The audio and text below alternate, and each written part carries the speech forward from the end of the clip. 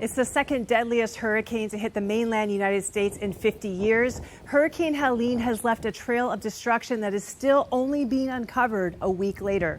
Crossroads Cares has joined with a trusted partner to help those devastated by the storm. Joining me with more is Ethan Forhetz. Welcome. Thanks for having me, Cheryl. Good to be with you. It's so good to be with you. Now, you're with Convoy of Hope, someone we partnered with in the past and such a trusted partner. You were actually with the advance team in Florida, ground zero, when the hurricane was heading right towards you. What happened? Yeah, it was interesting. We were in Tallahassee, which we thought was going to be ground zero for this Category 4 hurricane. It ended up hitting about an hour to the east of Tallahassee, which was good news for Tallahassee because it's the population center of the Big Bend of Florida, state capital of Florida. So it missed the majority of the people there. But it did hit Perry and Steinhatchee, two areas that we've been twice in the last 18 months. So they've been hit very hard by three now hurricanes in the last 18 months. So we initially set up our distribution of relief supplies, water and food and hygiene items and cleaning supplies, all the sorts of things we give out in the immediate aftermath of a storm like that. But then we began getting calls and hearing about the damage that was being done farther to the north in Georgia and in North and South Carolina and Tennessee and Virginia.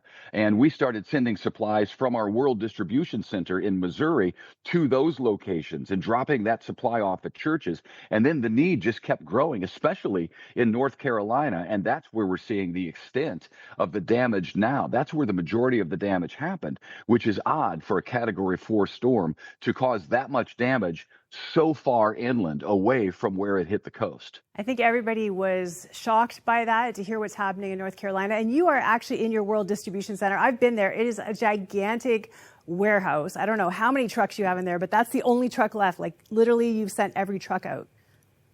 Yeah, these are about the only two vehicles left out of about almost 100 vehicles that we have in this garage. We've got teams working right now in Florida and in North Carolina. In addition to that, we are sending truckloads, semi-truckloads of supply to South Carolina, Virginia, Tennessee, and Georgia. So it has been very, very busy at Convoy of Hope since this storm hit. We've sent out more than 60 truckloads of supply already, and we have a lot more scheduled to go out.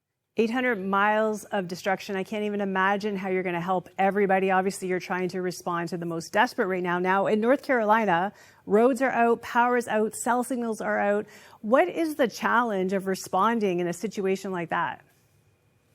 That is the challenge because these semis are the major way that we move our product in and out, our relief supplies to people. So that's been a challenge for Convoy of Hope to overcome, is figure out ways to get the supply to people who are cut off by water. They're in Asheville and they can't get in or out. So the problem has been getting our supply there. We're trying to find helicopters and airlines that will fly the product in.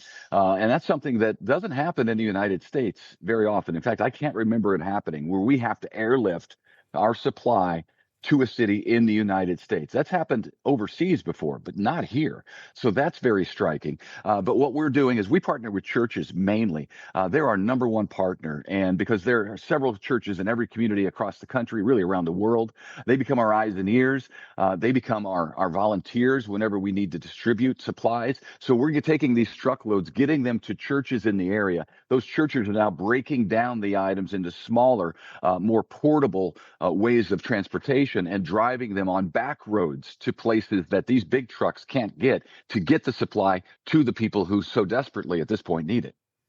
I know it's amazing to see churches mobilize. They are the heart and soul of every community. And of course, they want to make a difference. Now, I'm reading in North Carolina, mules delivering aid of a hospital without water that dug a well. It feels like we're going back 100 years. Even disaster survival people are saying they've been to dozens and dozens of disasters and they've never seen this kind of destruction, this level of whole towns, whole power grids gone.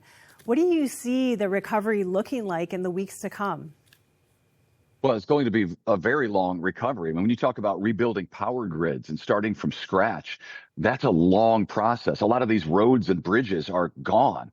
You have to replace those, and that doesn't happen fast. It's not easy to build a bridge that is a long-term bridge that can stand the test of time. So this is going to be a very long response. Fortunately, Convoy does long-term response as well. For example, we're still working long-term in Maui following the wildfires you remember from last summer. So Convoy of Hope is good at that. We work places after the television cameras leave and the attention of the country and the world leaves that area. Convoy of Hope likes to work and continue to minister to people. And oftentimes that's through churches because we want to empower the local church to be the church, capital C, in that community, to be able to minister to the needs of the people, because we know that eventually these trucks are going to come back to our World Distribution Center here in Springfield. But the church is going to be in that community. It's going to be the beacon of light in that community that people can turn to the next time there's a crisis. And the church will be able to minister to their greater needs, which are, of course, their spiritual needs. Yeah, we love partnering with the church as well. That's why we make such great partners here at Crossroads Cares. Now, you're going to see people, and you're headed right back out again, who are experiencing something they could never have imagined in their life. How are people responding when you show up with aid? Well, number one, they're grateful.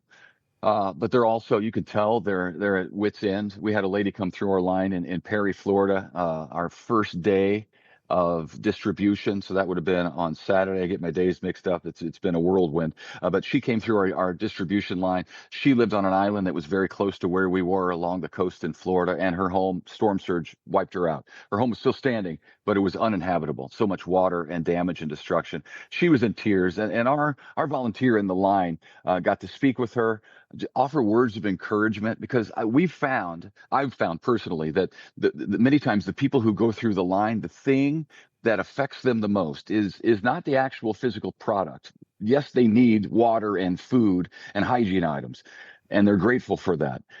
But what they get the most out of is the personal touch that we're able to offer, the arm on the shoulder, the prayer, if they're willing to be prayed for. Those are the sorts of things that really affect people in a positive way. It's the personal connection that we're able to give people to say, hey, listen, we're with you. You're going to get through this. We're praying for you. And we want you to know that we came all the way from Missouri, the middle of the country, down here to Florida to help you. And we're happy to do it. Oh, we're so thankful that you are there and that you are just ministering and encouraging people the way that you are. Thanks so much for joining us. And if you're watching this and you've been watching the news and your heart has been touched, we want to ask you right now to participate with us. Prayer is important. Of course, we need to be praying, even for people like Convoy of Hope, who are risking their lives in many cases to get to people, churches that are risking their lives to get to people, to make sure that people get the help they need. And we also need the finances. This is 800 miles of destruction. It is a gargantuan task, and so many people have not even been reached yet. We don't even know how many people have died. If you have any resources available to help us, we would so love for you to partner with us right now in Convoy of Hope. Will you give us a call, 1-800-265-3100. You can also give online at crossroads.ca/Helene Relief. And that will get those gifts right to the front lines as soon as possible. We are working on that today.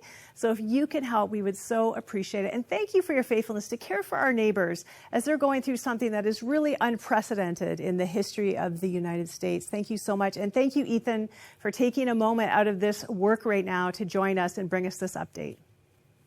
Thank you for the time. We appreciate you and your viewers. Thanks.